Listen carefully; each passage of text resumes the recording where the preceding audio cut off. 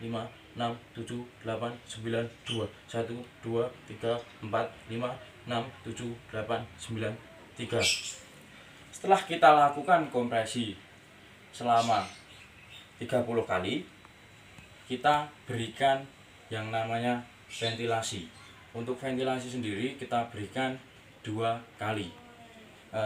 Ketika kita sudah melakukan 30 kompresi, kita berikan ventilasi 2 kali. 1, 2. Setelah itu kita lakukan kembali RGP ataupun resusitasi jantung paru dengan kompresi tadi selama 5 siklus. Kita lakukan selama 5 siklus.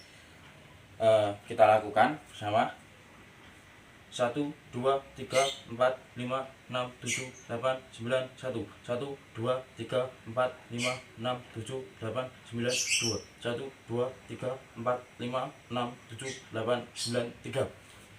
Kita berikan ventilasi 1 2. Kita lanjut 1 2 3 4 5 6 7 8 9 1 1 2 3 4 5 6 7 8 9 2 1 2 3 4 5 6 7 8 9 3. 1 2. Kemudian kita lanjutkan lagi 1 2 3 4 5 6 7 8 9 1 1 2 3 4 5 6 7 8 9 2 1 2 3 4 5 6 7 8 9 3. 1 2.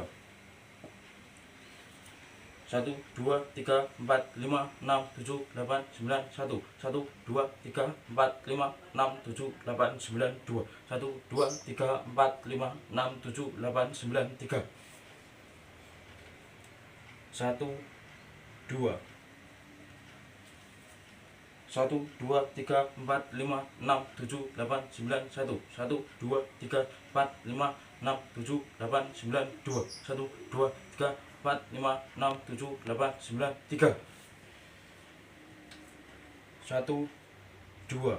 Setelah kita lakukan 5 kali siklus, kita lakukan evaluasi. Setiap 5 kali siklus kita lakukan evaluasi, kita cek nadi karotisnya dan kita lihat perkembangan pada dada. Ketika nadi tidak ada dan nafas tidak berkembang, kita lanjutkan RGP atau kompresi tadi. Ketika nadi teraba dan nafas belum ada, kita lakukan yang namanya rescue breathing. Untuk rescue breathing sendiri kita berikan selama 2 menit. Untuk hitungannya 1 1000, 2 dan 1000, 3 dan 1000, 4 dan 1000. Setelah kita lakukan ventilasi atau rescue breathing selama 2 menit, kita evaluasi lagi.